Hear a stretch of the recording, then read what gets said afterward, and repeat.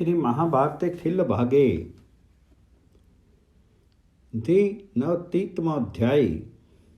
हंसों का वज्रपुर में निवास। हंसी का प्रभावती को प्रद्युम्न के प्रति अनुरक्त कराना। प्रभावती का हंसी से प्रद्युम्न की प्राप्ति कराने का अनुरोध। हंसी और वज्रनाभ का संवाद। हंसों के मुंह से सब समाचार सुनकर के श्री कृष्ण का नट वेश में प्रद्युम्न आदि यादवों को वज्रपुर में भेजना। वैशंपायन जी कहते हैं, राजा जन्मेजय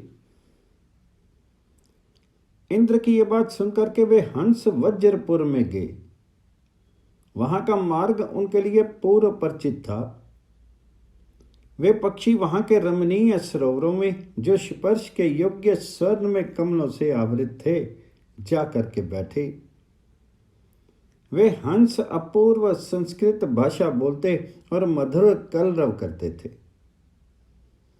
यद्यपि वे उस नगर में पहले भी आ चुके थे, तथापि नए आए हुए के समान वहां के निवासियों को आश्चर्य में डाल रहे थे। वे अंतःपुर के उपभोग में आने वाली बावड़ियों में चरने लगे। उस स्वर्गवासी हंसों पर वज्रनाभ की भी दृष्टि पड़ी। वे हंस अत्यंत मधुर बोली बोल रहे थे। उन्हें देख करके उस दैत्य ने उनसे इस प्रकार कहा, हंसो, तुम लोग सदा स्वर्गलोक में रमते और मनोहर बोली बोलते हो। जब कभी यहां हम लोगों के घर उत्सव हो और तुम्हें इसका पता लग जाए, तब तुम अवश्य यहां पधारना। यह तुम्हारा अपना ही घर है। स्वर्ग निवासी हंसों को यहां निर्भय होकर के प्रवेश करना चाहिए। वज्रनाभ के ऐसा कहने पर उन पक्षियों ने तथास्तु कहकर के उसकी बात मान ली और उस दानव राज के महल में प्रवेश किया। उन्होंने देवताओं के कार्य को सिद्ध करने की इच्छा से वहां सबसे परिचय प्राप्त किया। वे मनुष्यों की सी बोली बोलते और भांति भांति की कथाएं कहते थे। समस्त कल्याण में पदार्थों का उपभोग करने वाले कश्यप वंशी दानवों की स्त्रियां अपने वंश से संबंध रखने वाली सुसंगत कथाएं सुनती हुई उनमें विशेष रूप से रम जाती थी। तदनंतर वहां विचरते हुए हंसों ने उस समय वज्रनाभ की पुत्री मनोहर मुस्कान वाली सुंदरी प्रभावती को देखा। फिर उन सभी हंसों ने उस चारुहासनी राजकुमारी से परिचय कर लिया। राजकुमारी प्रभावती ने उस समय शुचिमुखी नाम वाली हंसी को अपनी सखी बना लिया। एक दिन की बात है, शचीमुखी ने सैकड़ों कथाएं और भांति भांति की सुंदर उक्तियां सुना करके अपनी श्रेष्ठ सखी वज्रनाभ कुमारी प्रभावती के मन में पूर्ण विश्वास पैदा कर लिया। तत्पश्चात उससे पूछा, प्रभावती, मैं तुम्हें त्रिभुवन की अद्वितीय सुंदरी मानती हूं। देवी, तुम रूप, शील और गुणों में श्रेष्ठ हो, इसलिए मैं तुमसे कुछ कहना चाहती हूं। भीरु, चारुहासनी, तुम्हारी जवानी व्यर्थ बीती जा रही। जैसे जल का बहता हुआ स्तोत्र फिर पीछे नहीं लौटता, उसी प्रकार जो अवस्था बीत गई वह फिर वापस नहीं आती है। देवी कल्याणी, संसार में स्त्रियों के लिए काम और भोग के समान दूसरा कोई सुख नहीं है।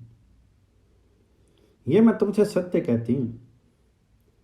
सर्वांग शोभने, तुम्हारे पिता ने तुम्हें स्वयंवर में उपस्थित किया, परंतु तुम देवताओं तथा असुरों के कुल में उत्पन्न हुई किन्हीं योग्य पुरुष का वर्ण ही नहीं करती हो। इसका क्या कारण है? शुभे, शुश्रोणी, तुम्हारे इनकार कर देने पर विवाह के लिए आए हुए पुरुष लज्जित होकर के लौट जाते। देवी, जो रूप और शौर्य आदि गुणों से युक्त हैं तथा तुम्हारे कुल के श्रद्धा अनुरूप हैं, ऐसे कुल और रूप में अपने ही समान पुरुषों के आने पर भी तुम्हें उन्हें वर्ण करना नहीं चाहती। ऐसा क्यों करती हो? भला रुक्मिणी नंदन प्रद्युम्न यहाँ किस लिए आएंगे, जिसके रूप और कुल की समानता करने वाला त्रिलोकी में दूसरा कोई नहीं है। शुभे सर्वांग सुंदरी, वे गुणों अथवा शौर्य में भी सबसे बढ़कर हैं। सुश्रोणी, वे महाबली प्रद्युम्न देवताओं में देवता, दानवों में दानव और मनुष्यों में भी धर्मात्मा मनुष्य हैं। देवी, जैसे दूध देने वाली गौओं के थन और सरिताओं के स्तोत्र टपकते हैं, उसी तरह उन प्रद्युम्न को देख करके सदा ही स्त्रियों के जघन प्रदेश आर्द्र हो जाते हैं। उनके मुख की पूर्ण चंद्र से, नयनों की नील कमल से तथा गति चाल की सिंह से मैं उपमा नहीं दे सकती, क्योंकि ये सब हीन प्रतीत होते हैं। शुभे सुंदरी, प्रभाव वाली, भगवान विष्णु ने सारे जगत का सार निकाल करके अनंग को सांग करके अपने उस पुत्र का निर्माण किया है। बाल्यावस्था में उन्हें शंबरासुर हर लिया था, परंतु उन्होंने बड़े होने पर उस पापी को मार डाला, उसकी सारी मायाएं प्राप्त कर ली, फिर भी किसी के शील का विनाश नहीं किया। पृथुश्रोणी, तुम मन से जिन जिन उत्तम गुणों की कल्पना करोगी अथवा तीनों लोकों में जो जो श्रेष्ठ गुण वांछनीय हैं, वे सब के सब प्रद्युम्न में वर्तमान हैं। वे कांति में अग्नि के समान, क्षमा में पृथ्वी के तुल्य, तेज में सूर्य के सदृश तथा गंभीरता में सागर के समान हैं। ये सुनकर के भामिनी प्रभावती ने शुचि मुखी से इस प्रकार कहा। प्रभावती बोली, सौम्य, मैंने बुद्धिमान नारद जी तथा अपने पिता के मुख से कई बार सुना है कि भगवान विष्णु इस समय मनुष्य लोक में अवतीर्ण होकर के विराज रहे हैं। पाप रहित माननी, शाखा नगर के प्रदेशों में जो असुर निवास करते हैं, उन्हें मेरे पिता दानवराज वज्रनाभ भगवान विष्णु के विषय में इस प्रकार संदेश दिया करते हैं। विष्णु दैत्यों के शत्रु के रूप में प्रसिद्ध हैं, अतः उन्हें सदा के लिए त्याग देना चाहिए। उन्होंने अपने तेजस्वी चक्र, शांग, धनुष्य तथा कमोदकी गदा के द्वारा दैत्यों के बहुत से कुल दग्ध कर डाले हैं। पवित्र मुस्कान वाली हंसी, प्रायः सभी स्त्रियों का ऐसा ही मनोरथ होता है कि मेरा पति कुल पितृकुल से श्रेष्ठ हो। यदि प्रद्युम्न के यहाँ आने के लिए कोई उपाय हो सके तो यह मुझ पर तुम्हारा महान अनुग्रह होगा और मेरा कुल पवित्र हो जाएगा। पवित्र वार्ता करने वाली हंसी, मैंने तुमसे कार्य सिद्धि का उपाय पूछा है, वह उपाय तुम मुझे प्रदान करो। वृष्णि वंश अवतंस प्रद्युम्न, जिस प्रकार मेरे पति हो सके वैसा यत्न करो। मैंने असुरों की बड़ी बूढ़ी स्त्रियों के मुख से ये बात सुनी है कि भगवान विष्णु दैत्यों के अत्यंत वैरी और उन्हें उद्वेग में डालने वाले हैं। प्रद्युम्न के जन्म का वृत्तांत मैंने पहले भी सुना है। जिस प्रकार उनके द्वारा बलवान काल शंबर मारा गया था, वह प्रसंग भी मेरे सुनने में आया है। साधु शिरोमणि, प्रद्युम्न सदा मेरे हृदय में विद्यमान रहते हैं, परंतु ऐसी कोई युक्ति या साधन नहीं है जिससे उसके साथ मेरा समागम हो सके। आदरणीय सखी, मैं तुम्हारी दासी हूं और तुम्हें दूती के काम पर नियुक्त करती हूं। तुम विदुषी हो, मेरे और प्रद्युम्न के मिलन का कोई उपाय बताओ। तब हंसी ने उसे सांत्वना देकर के हंसते हुए कहा। शुचि मुखी बोली, चारुहासनी सुचिष्मते, मैं वहां तुम्हारी दूती बन करके जाऊंगी और प्रद्युम्न से तुम्हारी इस उदार भक्ति का वर्णन करूंगी। शिशिरोनी, मैं ऐसा प्रयत्न भी करूंगी जिससे वे तुम्हारे निकट पधारेंगे और तुम साक्षात काम से मिलकर के अपनी कामना सफल करोगी। पवित्र नेत्र वाली राजकुमारी विशाल लोचने, मेरी इस बात को तुम सदा याद रखना। अपने पिता के सामने बराबर मेरी कथा कौशल की चर्चा करती हुई ये कहना कि शुचि मुखी कथा कहने में बहुत ही कुशल है। देवी, वहां पिता के निकट तुम सदा मेरे हित साधन का ध्यान रखना। शुचि मुखी के ऐसा कहने पर प्रभावती ने वैसा ही किया जैसा कि उस हंसी ने उससे कहा था। उस समय दानवराज वज्रनाभ ने अंतःपुर में उस हंसी से पूछा, शुचि मुखी, प्रभावती ने बताया कि तुम कथा कहने में बड़ी चतुर हो, अतः उत्तम पक्षिणी तुम के कथा कहो, क्योंकि योग्यता में बड़ी हो। बताओ, संसार में तुमने कौन सी आश्चर्य की बात देखी?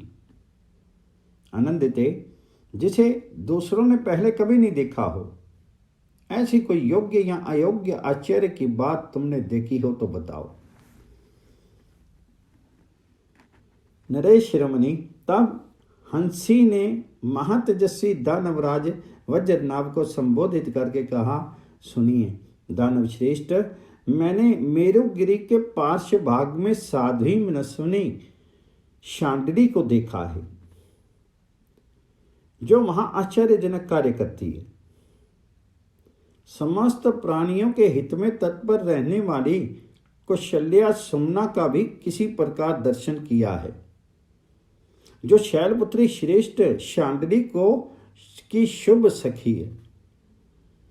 एक नट को भी मैंने देखा है, जिसे मुनियों ने अभीष्ट वर दे रखा है। वह शुभ लक्षण नट इच्छा के अनुसार रूप धारण करने वाला, भोजनीय तथा त्रिभुवन में सबको सदा ही प्रिय है। वीर, वह उत्तर कुल में जाता है तथा कालाम्र द्वीप की भी यात्रा करता है। अनघ, वह भद्राक्ष, केतुमाल तथा अन्य द्वीपों में भी जाया करता है। देवता और गंधर्व ही जिन्हें गाते हैं, उन गीतों को भी वह गाता है तथा भांति भांति के नृत्यों को भी जानता है। वे अपने नृत्यों से देवताओं को भी सर्वथा आश्चर्यचकित कर देता है। वज्रनाभ बोला, हंसी, थोड़े ही दिन हुए मैंने भी महात्मा सिद्धोच्चारणों के मुख से ये नट विषयक समाचार विस्तार पूर्वक सुना है।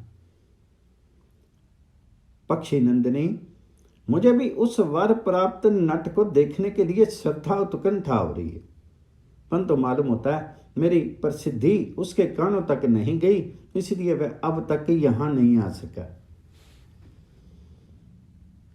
हंसी ने कहा, दैत्य प्रवर, वह नट सातों द्वीपों में विचरता है और गुणवान पुरुष का नाम सुनकर के उसके पास जाता है। उसके कार्य सर्था गुण युक्त होते हैं। वीर महासुर, यदि वह तुम्हारे श्रेष्ठ एवं विस्तृत गुणों को सुन ले तो उसे अपने नगर में आया हुआ ही समझो। वज्रनाभ बोला, शुभे पक्षी नंदिनी हंसी, तुम्हारा भला हो, तुम ऐसा कोई उपाय करो जिससे वह नट मेरे राज्य में आ जाए। वज्रनाभ द्वारा अपने कार्य की सिद्धि के लिए भेजे गए इन हंसों ने देवराज इंद्र तथा भगवान श्री कृष्ण से वह सब समाचार कह सुनाया। तब भगवान श्री कृष्ण ने प्रद्युम्न को उस कार्य में नियुक्त किया। उसका काम था प्रभावती से मेल जोल बढ़ाना और वज्रनाभ का वध करना। श्री हरि ने देवी माया का आश्रय लेकर के प्रद्युम्न को नट बना करके भेजा। उन्होंने नट के वेश में ही मुख्य यादवों को वहां भेज दिया। उन्होंने प्रद्युम्न को नायक, सांब को विदूषक और वीरवर गद को पार्श्विक बना करके अन्य अन्य यादवों को भी उसी तरह विभिन्न भूमिकाओं में सजा करके भेजा। मुख्य मुख्य वीरांगनाओं को नटी बना करके जो उस नृत्य गीत एवं वाद्य के अनुरूप थी उन्हें भेजा। उसी तरह भद्र और उसके सहायकों को भी तद अनुरूप वेशों में भेज दिया। वे महारथी वीर प्रद्युम्न के बनाए हुए रमणीय विमान पर आरूढ़ होकर के महतजस्वी देवताओं के कार्य की सिद्धि के लिए वहां गए।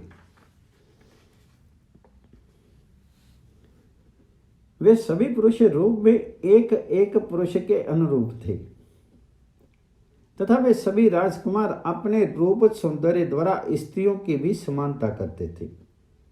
वे सब के सब वज्रपुर के उत्तम शाखा नगर सुपुर में जो दानवों से भरा पूरा था गए। इस प्रकार श्री महाभारत के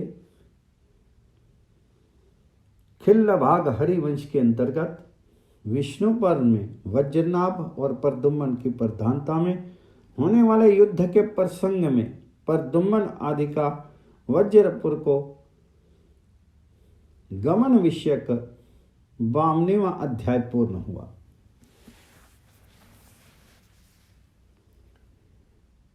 श्री महाभारते खिल्लभागे 93वां नट्टवेशधारी यादवों का सुपुर और वज्रपुर में सफल अभिनय करके दानवों को रिझा करके उनसे उपहार पाना तथा प्रद्युम्न का प्रभावती के घर में प्रवेश। विषमपायन जी कहते हैं, नरेश्वर, तदंतर वज्रनाभ ने सुपुरवासी असुरों को आज्ञा दी कि इन नटों के लिए उत्तम गृह प्रदान करो, इन सब का आतिथ्य सत्कार करो, इन्हें उपहार में बहुत से रत्न तथा सुंदर एवं विचित्र वस्त्र प्रदान करो, साथ ही इन्हें सुख पहुंचाने के लिए ऐसी सामग्री भेंट करो जो मनुष्य मात्र के मन को प्रसन्न करने वाली हो। स्वामी की आज्ञा पाकर के उन असुरों ने सब कुछ वैसा ही किया। पहले जिसके विषय में सुना गया था वही नट आया है, इस भावना से सबके मन में नई उत्कंठा उत्पन्न कर दी थी।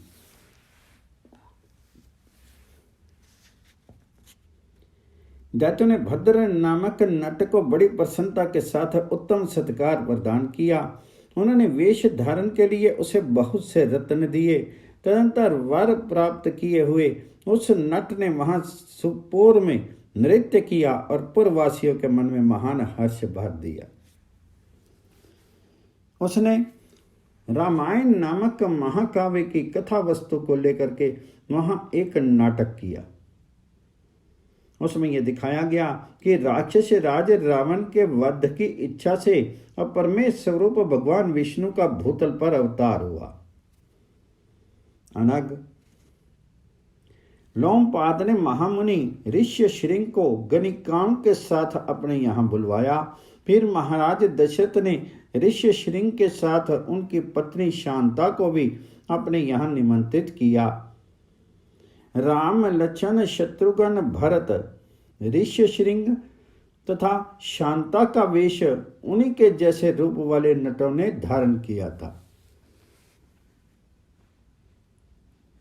जो राम के समय में जीवित थे वे बूढ़े दानव भी उन्हें देख करके आश्चर्यचकित हो गए और कहने लगे, इनका रूप तो ठीक उन्हीं व्यक्तियों के तुल्य है।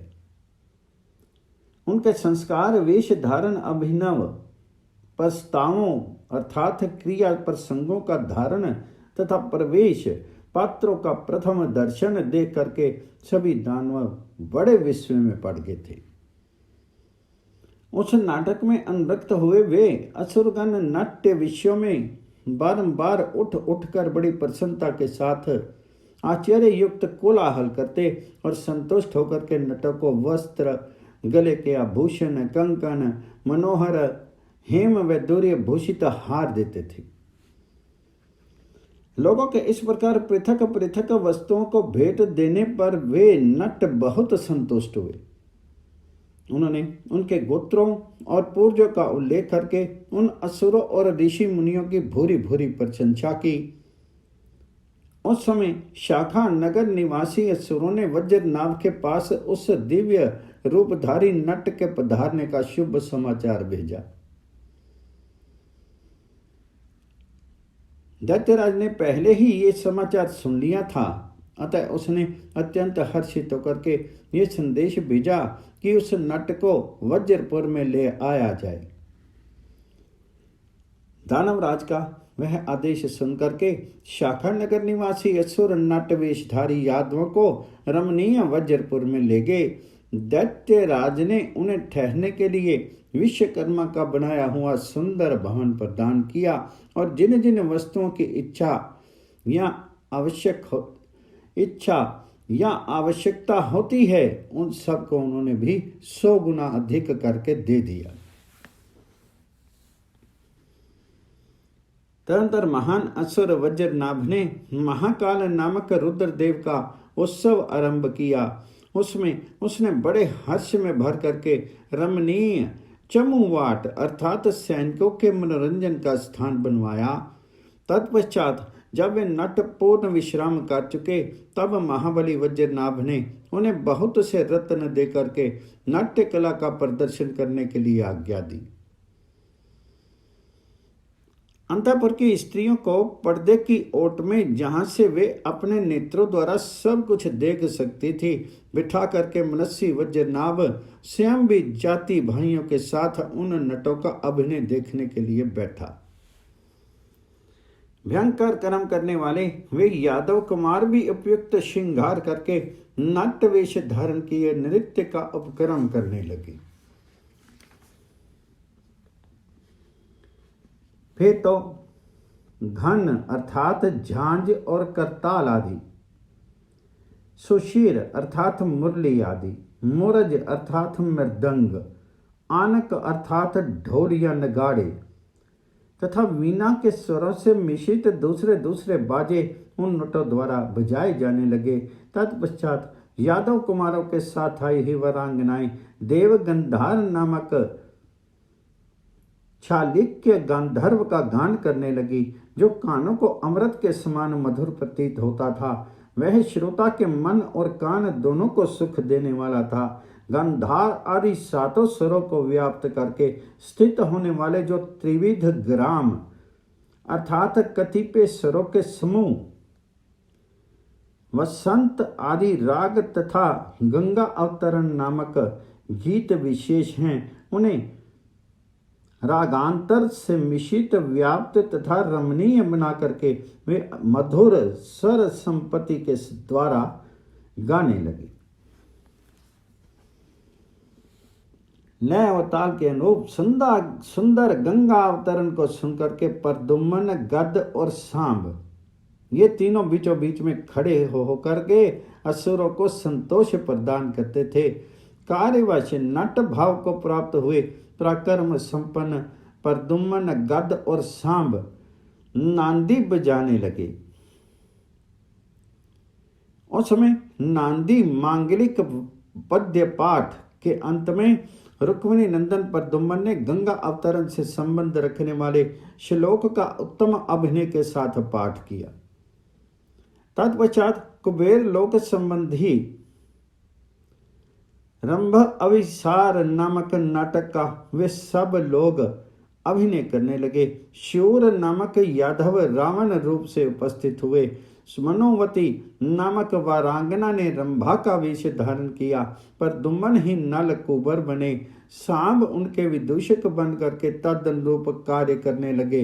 यादव कुमारों ने माया से वहां कैलाश को ही मूर्तिमान कर दिया। क्रोध में भरे हुए नल कुबर ने जिस प्रकार दुरात्मा रावण को शाप दिया और जिस तरह रंभा को सांत्वना प्रदान की, इस प्रकरण का जिसके द्वारा सर्वज्ञ महात्मा नारद मुनि की कीर्ति पर प्रकाश पड़ता है, उन महावीर यादव कुमारों ने नाटक द्वारा प्रदर्शन किया।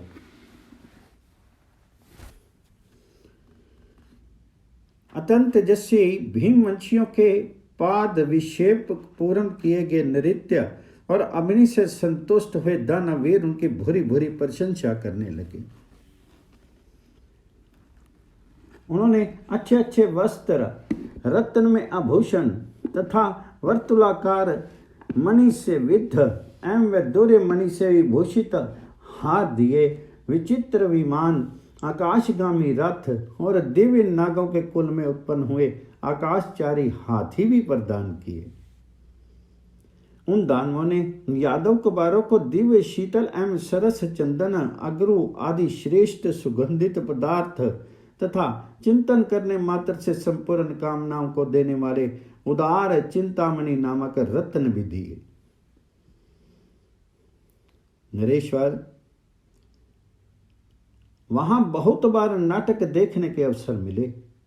उन सभी अवसरों पर दानवों तथा प्रधान दानवों की स्त्रियों ने इतने उपहार दिए कि वे सब के सब धन तथा रत्नों से रहित हो गए।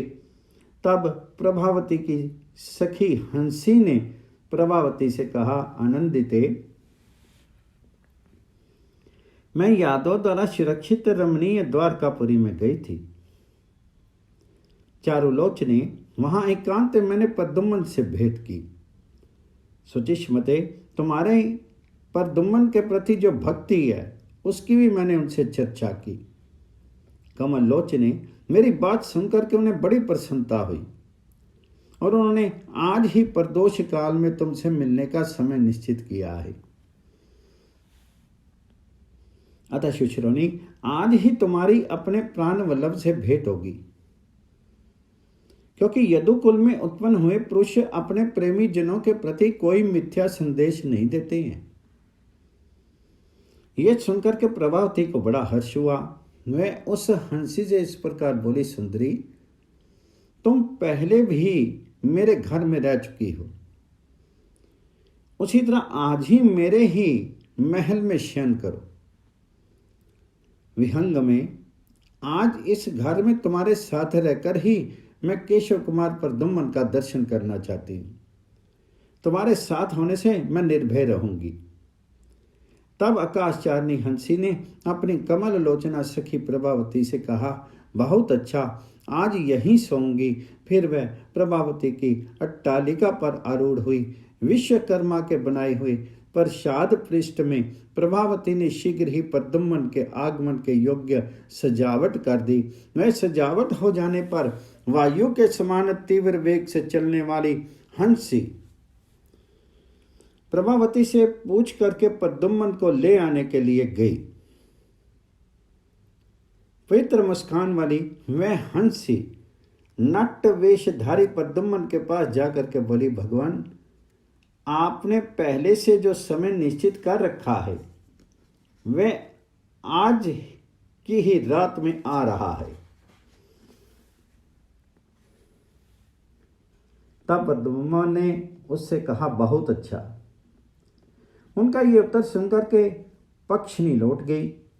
महल में लौट करके हंसी ने प्रभावती से कहा, विशाल लोचने, धीरज धारण करो, वे रुक्मिणी नंदन तुम्हारे पास आ रहे हैं। उधर शत्रु मर्दन मनस्वी वीर प्रद्युम्न ने देखा कि प्रभावती के यहाँ सुगंधित पुष्पमाला ले जाई जा रही हैं, जिस पर बहुत से भ्रमर आ बैठे हैं। फिर तो सर्वज्ञ एवं प्रतापी वीर प्रद्युम्न प्रभावती के यहाँ ले जाई जाने वाली माला में भ्रमर होकर के छिप गए। स्त्रियों ने भ्रमरों से आवृत हुई उस माला को प्रभावती के महल में पहुंचा दिया। फिर दूसरी स्त्रियों ने वह भ्रमर आवृत माला प्रभावती के हाथ में दे दी। नरेश्वर, प्रभावती ने उसे पास ही रख लिया। सौम्य संध्या काल उपस्थित होने पर वे भ्रमर चले गए। उन अपने सहायकों से बिछुड़ करके वीर यदुश्रेष्ठ प्रद्युम्न धीरे से प्रभावती के कान में पहने गए कमल में छिप गए। तब वक्ताओं में श्रेष्ठ प्रभावती ने अत्यंत मनोहर पूर्ण चंद्र को उदित हुआ देख करके हंसी से कहा, सखी, मेरे तो सारे अंग जले जा रहे हैं, मुख सूख रहा है, हृदय में अत्यंत उत्कंठा बढ़ गई है। ये कौन सा रोग लग गया जिसकी कोई दवाई नहीं है। वह शीतल किरणों वाला नवोदित पूर्ण चंद्र दूनी उत्सुकता बढ़ा रहा है। वह देखने में प्रिय लगता है, परंतु मित्र भाव का अपहरण कर रहा है, अप्रियवत बर्ताव करने लगा है, जिसे मैंने पहले कभी देखा नहीं है। केवल नाम सुनकर उसे चाहने लगी हूं, तो भी वह मेरे सारे अंगों में आग सुलगा रहा है। मुझे धूम आच्छन्न किए देता है। नारी के इस स्वभाव को धिक्कार है। जैसा कि मैं बुद्धि से सोच रही हूं, यदि मेरे प्रीतम नहीं आए तो मैं अकिंचन नारी उसी मार्ग को अपनाऊंगी जिस पर कुमुद्वती चल चुकी है, अर्थात प्रीतम पति के जीते जी ही युवावस्था में मुझे अपने प्राणों का परित्याग करना पड़ेगा। यह कितने कष्ट की बात है। मुझ मनस्विनी नारी को कामदेव रूपी विषधर सर्प ने डस लिया है, अथवा शीतलता ही जिनकी शक्ति है, जो स्वभाव से ही जगत को आनंद एवं सुख प्रदान करने वाली है, वे चंद्रमा की किरणें मेरे अंगों को क्यों जला रही हैं? जो स्वभाव से ही शीतल हैं और नाना प्रकार के पुष्पों की सुगंधित रज लेकर के बहती हैं, वही वायु आज मेरे लिए दावानल के समान होकर के मेरे सुंदर शरीर को अत्यंत दग्ध किए देती है। मैं बारंबार संकल्पकारी हूं कि मुझे अपने मन को स्थिर कर लेना चाहिए, परंतु मेरा मन काम से मथित होकर के अत्यंत निर्बल हो गया है, अतः स्थिर नहीं हो पाता है। उन्मनी हुई जा रही हूं, मुझ पर मोह छा रहा है, मेरे हृदय में महान कंपन हो रहा है और मेरी दृष्टि बारंबार घूम रही है। अब निश्चय ही मैं नष्ट हो जाऊंगी। इस प्रकार श्री महाभारत के खिल्लबाग हरिवंश के अंतर्गत विष्णुपुर में वज्र नाभपुर में प्रद्युम्न का गमन विषयक 93वां अध्याय पूर्ण हुआ। श्री महाभारत खिल्लभागे चतुर्नवतितमोऽध्याय प्रद्युम्न और प्रभावती का गंधर्व विवाह एवं समागम। फिर गद और चंद्रवती का तथा सांब और गुणवती का गंधर्व विवाह। वैशंपायन जी कहते हैं, जन्मेजय, श्री कृष्ण कुमार प्रद्युम्न ने जब ये समझ लिया कि असुर बाला प्रभावती पर सर्था मेरा काम का आवेश हो गया है, तब वे प्रसन्न मन से हंसी से इस प्रकार बोले, विहंग में तुम्हें मालूम होना चाहिए कि मैं भ्रमरों के साथ भ्रमर बन करके इसी माला में लुक छिप करके यहाँ दैत्य राजकुमारी प्रभावती के पास आ गया हूं। तुम इसे मेरे आगमन की सूचना दो। मैं प्रभावती का आज्ञा पालक हूं। वह मेरे पति जैसा चाहें बर्ताव कर सकती हैं। वह मेरे प्रति जैसा चाहें बर्ताव कर सकती हैं। राजन, ऐसा कहकर के सुंदर रूप वाले प्रद्युम्न ने उसे अपने रूप का दर्शन कराया। वह प्रसाद पृष्ठ प्रज्ञावान प्रद्युम्न की प्रभा से प्रकाशित हो उठा। उसकी कांति से चंद्रमा की सुंदर कांति भी तिष्ठित हो गई। प्रद्युम्न को देखते ही प्रभावती के काम रूपी समुद्र में ज्वार आ गया। ठीक उसी तरह जैसे पूर्ण चंद्र उदय का पर्व प्राप्त होने पर सरिताओं के स्वामी समुद्र में बाढ़ आ जाती है।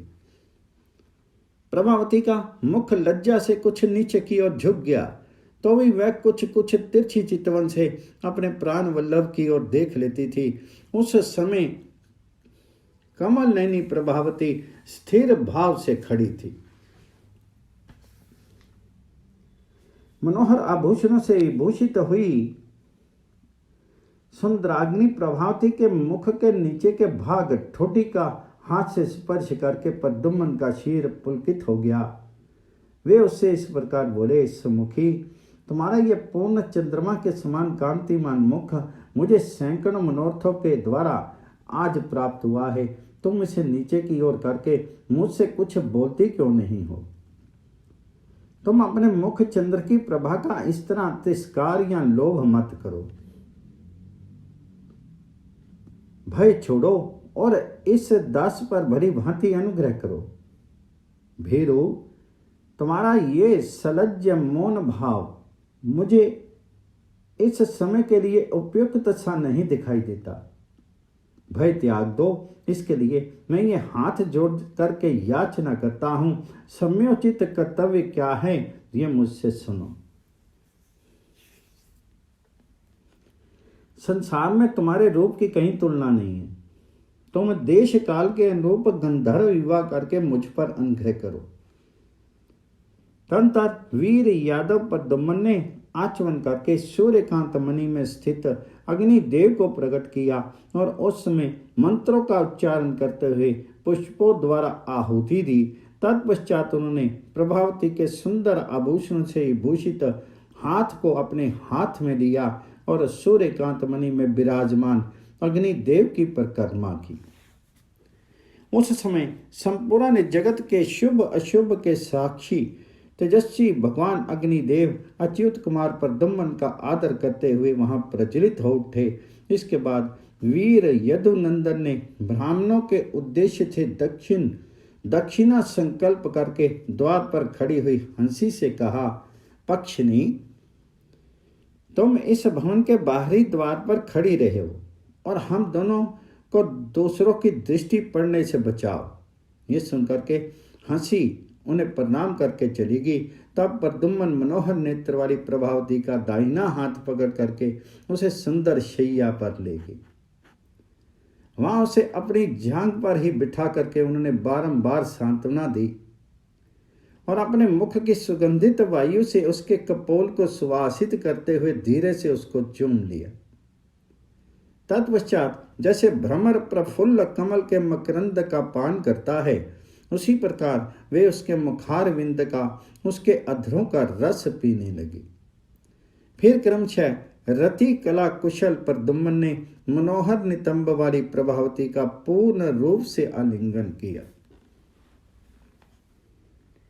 रति कला कोविद एवं सामर्थ्यशाली श्री कृष्ण कुमार प्रद्युम्न उसके साथ एकांत में रमन करने लगे। वे उसे उद्विग्न नहीं करते थे, कोई क्षुद्र बर्ताव भी नहीं करते थे। उसके साथ रमन करते हुए वे रात भर वहीं रहे। अरुणोदय काल में वे वहीं चले गए जहां नटों का स्थान था। प्रभावती नहीं चाहती थी कि वे एक क्षण के लिए भी उससे अलग हों, तथापि किसी तरह उसने उस समय उन्हें विदा किया। प्रद्युम्न कमनीय रूप वाली उस प्राणवल्लभा प्रभावती का ही मन चिंतन करते रहे। वे भीमवंशी यादव कुमार उस समय देवराज इंद्र और भगवान श्री कृष्ण के आदेश की प्रतीक्षा करते हुए अभीष्ट कार्य की सिद्धि के लिए वहां नट वेश में रहने लगे। वे महामनस्वी वीर अपने गूढ़ उद्देश्य को सरता छिपाए रखने के लिए तत्पर होकर के वज्रनाभ के त्रिलोक विजय संबंधी उद्योग की राह देखते थे। जब तक कश्यप मुनि का यज्ञ होता रहा, तब तक त्रिलोक्य विजय के लिए प्रयत्नशील रहने वाले समस्त महामनस्वी धर्मपरायण देवताओं और असुरों में परस्पर कोई विरोध नहीं हुआ। इस तरह समय की प्रतीक्षा करते हुए वहां निवास करने वाले बुद्धिमान यादव वीरों के समक्ष वर्षा ऋतु प्राप्त हुई, जो समस्त प्राणियों के लिए रमणीय एवं मनोहर है। मन के समान वेगशाली हंस उन महामनस्वी यादव कुमारों को प्रतिदिन इंद्र और श्री कृष्ण का समाचार दिया करते थे। प्रत्येक रात्रि को हंसों से सुरक्षित हुए महातेजस्वी प्रद्युम्न अपनी मनो अनुरूप भार्या प्रभावती के साथ रमन करते थे। इंद्र की आज्ञा से वज्रपुर में निवास करने वाले हंसों से वह सारा नगर व्याप्त हो रहा था, परंतु काल से मोहित हुए दानव ये नहीं जानते थे कि वास्तव में वे हंस और वे नट कौन हैं। वे रुक्मिणी कुमार दिन में भी हंस समुदाय से सुरक्षित हो छिपे रूप से प्रभावती के घर में रहते थे। कुरुनंदन माया से उनकी छाया मात्र नटों के स्थान में दिखाई देती थी। वे अपने आधे शरीर से प्रभावती का ही सेवन करते थे। उन महामनस्वी नटों की विनय, प्रणति, शील, लीला, चातुरी, सरलता और विद्वता देख करके असुर सदा ही उन्हें चाहते रहते थे। उन असुरों की स्त्रियां भी यादव कुमारों के साथ आई ही सुंदरियों के रूप, विलास, सुगंध, मनोहर बोली और श्रेष्ठ स्वभाव की सदा ही अभिलाषा करती थी। वज्र नाव के एक भाई था जो सुनाब नगर नाम से विख्यात था। नरेश्वर, उसके 2 पुत्रियां थी जो सुंदर रूप और उत्तम गुणों से युक्त थी। उसमें से एक का नाम चंद्रवती और दूसरी का नाम गुणवती था। वे प्रतिदिन प्रभावती के महल में जाया करती थी। उन दोनों ने वहां प्रभावती को रति में आसक्त देखा। सती साधी प्रभावती का मन इन दोनों बहनों पर बड़ा विश्वास था। अतः इन दोनों ने उससे पूछा, बहन तुम किसके साथ क्रीड़ा करती हो? प्रभावती बोली, मेरे पास एक विद्या है जिसका अध्ययन कर लेने पर वह रति के लिए शीघ्र ही मनवांछित पति को ला देती है और सौभाग्य प्रदान करती है। अभिलक्षित पुरुष, देवता हो या दानव, ये विद्या उसे तत्काल विवश करके अपने पास उसे ला देती है। अतः मैं उसी विद्या के प्रभाव से परम बुद्धिमान देव कुमार को अपना प्राण वल्लभ बना करके उसके साथ रमन करती हूँ। देखो, मेरे या मेरी विद्या के प्रभाव से प्रद्युम्न मेरे अत्यंत प्रिय हो गए हैं। उनके रूप और यौवन की संपत्ति देख करके उन दोनों बहनों को बड़ा विस्मय हुआ। फिर मनोहर हास्य वाली सुंदरी प्रभावती ने उन दोनों बहनों से ये सम्योचित बात कही, देवता सदा धर्म में तत्पर रहते और महान असुर दंभी होते हैं। देवता तपस्या में अनुरक्त होते हैं और महान असुर सुख में आसक्त होते हैं। देवता सदा सत्य में तत्पर रहते हैं तो महान असुर असत्य में। जहां धर्म, तप और सत्य होता है उसी पक्ष को युद्ध में निश्चित रूप से विजय प्राप्त होती है। अतः तुम दोनों भी 2 सुयोग्य देव कुमारों का वरण कर लो। पति की प्राप्ति कराने वाली ये विद्या मैं तुम्हें देती हूं। तुम मेरे प्रभाव से तत्काल ही अभीष्ट पति प्राप्त कर लोगी। तब वे दोनों बहनें अत्यंत हर्ष में भर करके चारू लोचना प्रभावती से बोली, बहुत अच्छा। अंतर पति को आदर देने वाली प्रभावती ने प्रद्युम्न से उस कार्य के विषय में पूछा। प्रद्युम्न ने उस समय अपने चाचा वीरवर गद और भाई सांब का नाम बताया और कहा, वे दोनों सुंदर रूप वाले, सुशील तथा युद्ध कर्म में शूरवीर हैं। तब प्रभावती अपनी दोनों बहनों से बोली, पूर्व काल में सेवा से संतुष्ट हुए दुर्वासा मुनि ने मुझे ये विद्या दी, साथ ही अखंड सौभाग्य तथा सदा कन्या जैसी बनी रहने का वरदान दिया। उन्होंने ये भी कहा कि तुम देवता, दानव तथा यक्षों में से जिसका चिंतन करोगी वही तुम्हारा पति होगा। उनके इस वरदान के अनुसार मैंने इन्हीं वीर प्रद्युम्न को अपना पति बनाने की इच्छा की। अतः तुम दोनों ही इस विद्या को ग्रहण करो, इससे तुम्हें तत्काल ही प्रीतम का समागम प्राप्त होगा। ये सुनकर के हर्ष में भरी हुई उन दोनों बहनों ने बहन प्रभावती के मुख से वह विद्या ग्रहण की। उन शुभ लक्षण कन्याओं ने विद्या का अभ्यास करके गद और सांब का चिंतन किया। फिर तो वे दोनों यादव कुमार गद और सांब प्रद्युम्न के साथ ही उस महल में प्रविष्ट हुए। मायावी प्रद्युम्न ने अपनी माया से उन दोनों वीरों को छिपा करके वहां उपस्थित किया था। शत्रु सेना का संहार करने वाले उन दोनों वीरों ने भी गंधर्व विवाह की विधि से मंत्रोच्चारण पूर्वक उन कन्याओं का पानी ग्रहण किया। वे दोनों ही सत्पुरुषों के प्रिय थे। चंद्रवती के साथ गद और गुणवती के साथ केशव कुमार सांब का विवाह हुआ। इस तरह वे तीनों यदुपुंगव वीर उन दिनों इंद्र और श्री कृष्ण के आदेश की प्रतीक्षा करते हुए उन असुर कन्याओं के साथ रमन करने लगे। इस प्रकार श्री महाभारत खिल्ल भाग हरिवंश के अंतर्गत विष्णु पर्व में प्रभावती का पानी ग्रह विषयक 94वां अध्याय पूर्ण हुआ।